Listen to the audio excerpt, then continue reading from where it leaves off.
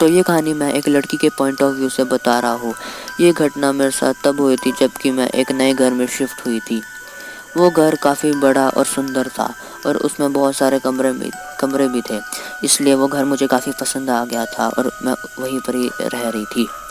तो मैं वहाँ पे अपने पौधों को पानी एक दिन जब दे रही थी, तो फिर मैंने नोटिस किया कि कोई मुझे देख रहा है कंटिन्यूसली। तो फिर मैंने वो पौधों को 2 मिनट के लिए पानी देना बंद किया और मैंने इधर उधर देखा। मैंने देखा कि मेरे सामने एक आदमी खड़ा हुआ है और उसके बहुत ही ज़्यादा फटे पुराने कपड़े थे और जूते भी बहुत गंदे से थे। मुझे तो लग रहा था कि पागल जैसा होगा कोई। आंखें भी बहुत बड़ी बड़ी थी और बार बार हंसे जा रहा था। और फिर उसने एकदम से आंखें मेरी तरफ की। मैं थोड़ा सा तो उसको देख के शॉक हुई, पर फिर मैंने सोचा चलो कोई ऐसे होगा, कोई कारपेंटर होगा। और फिर वो हंसने लगा। पर फिर मैंने कुछ चीज़ उसकी तरफ नोटिस की। मैंने देखा कि इसकी हालत कुछ ठीक नहीं है और मैंने देखा कि इसकी गर्दन भी मुड़ी हुई है। और ये देखने के बाद मैं तो पागल हो गई थी, मतलब कि ऐसा कैसे हो सकता है। मेरे को मतलब इंसान भी लग रहा था। पहले तो मैंने सोचा कि ऐसी कुछ वहम होगा, अच्छे से आंखें मल के देखती हूँ। फिर मैंने थोड़ा देखा तिरछी नज़रों से और मेरे को तब भी ऐसा ही लगा कि कुछ भी वो सच में जो है वो सही है। और जब मैंने मतलब कि मैं पागल हो चुकी थी। वो हाय कर रहा था और मैं पीछे मुड़ रही थी। मैंने उसके हाय का रिप्लाई नहीं दिया और जैसे ही मैंने पलक झपकाई तो वो पलक झपकाए ही गायब हो गया वहाँ से। मैं बहुत ज़्यादा शॉक हो चुकी थी कि वो कहाँ पे गया। मुझे कुछ भी समझ में नहीं आ रहा था। फिर रात को जब 3 बज रहे थे तब मैं अपने कमरे में सो रही थी। अचानक ही मेरी नींद किसी इरिटेटिंग नॉइस के कारण उठी और मैंने नोटिस किया कि वो नॉइस मतलब कि बहुत ही एक तो ख़तरनाक थी और मेरी रूफ़ की तरफ से आ रही थी, मेरी छत में से।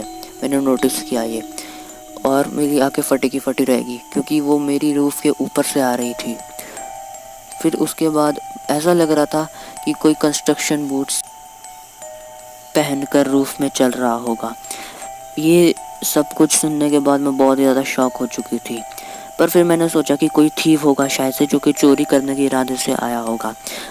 तो फिर पर मेरे को लग रहा था कि ये कोई चोर का काम तो हो नहीं सकता। फिर मैंने ब्लैंकेट लिया और अपने मुंह को से ढक लिया। मैं बस यही प्रे कर रही थी कि बस मैं बच जाऊँ, मुझे कुछ भी ना हो। फिर 10-15 मिनट बाद वो आवाज़ आना बंद हो गई। तो मैंने ब्लैंकेट से अपना मुँह बाहर निकाला और देखा कि सब कुछ ठीक है। तो फिर मैंने चैन की सांस ली और मैं वापस सोने की कोशिश करने लगी। पर थोड़ी देर बाद तो और वो आवाज़ आने लगी और इस बार मैं बहुत ज़्यादा डर चुकी थी।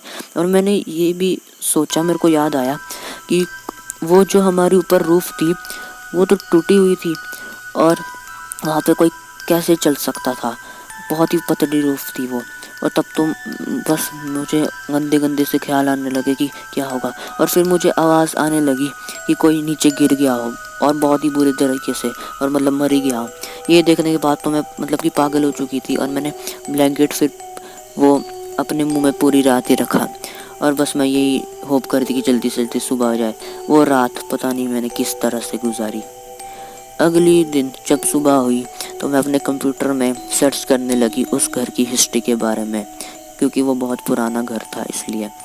तो जो मेरे सामने आया, मैं बहुत ज़्यादा शॉक हो चुकी थी क्योंकि उसमें एक कारपेंटर की फ़ोटो आई और वो सेम टू सेम वैसे ही था जो कि उस दिन मेरे को गार्डन में मिला था। और उसमें उसकी पूरी हिस्ट्री और पूरा डाटा लिखा हुआ था। मेरी आंखें फटी की फटी रह गई थी। उसमें लिखा हुआ था कि वो एक उसी घर की रूफ में मर चुका था। एक दिन बहुत सालों पहले की बात है, जो उस घर के मालिक थे वो वेकेशन में गए हुए थे, इसलिए उस कारपेंटर को काम मिला हुआ था छत की रूफ ठीक करने का। तो वो उस छत का काम जब थोड़ा सा उसका ख़त्म हो गया तो उसका पैर फिसला और वो उस रूफ के नीचे गिर गया वुड टूटने के कारण। और वो नीचे गिर गया और वो वहीं पर ही मतलब बहुत ही बुरी तरह से वहीं पर ही पड़ा रहा कुछ दिनों। वो चिल्लाना भी चाहता था पर वो चिल्ला नहीं पाया। फिर कुछ हफ्तों बाद जब वहाँ के मकान मालिक वापस आए तो उसकी हालत को देखकर शॉक हो चुके थे। पर अब कोई फ़ायदा नहीं था क्योंकि वो मर चुका था। ये सब कुछ सुनने के बाद मुझे उस कारपेंटर के लिए बहुत दुख हुआ और मुझे लग रहा था कि कोई मुझे देखता है, और मुझे हमेशा लगता है कि आज भी मुझे वो कारपेंटर देखता है। पर अब मुझे उससे ज़्यादा डर नहीं लगता है और मैं उस बात को इग्नोर कर लेती हूँ।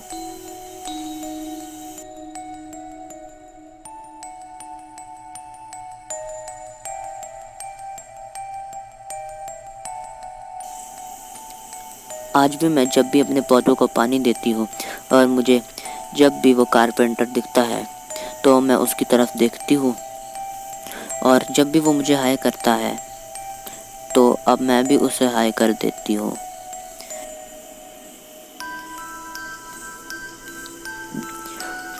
क्योंकि अब मुझे उससे डर नहीं लगता है।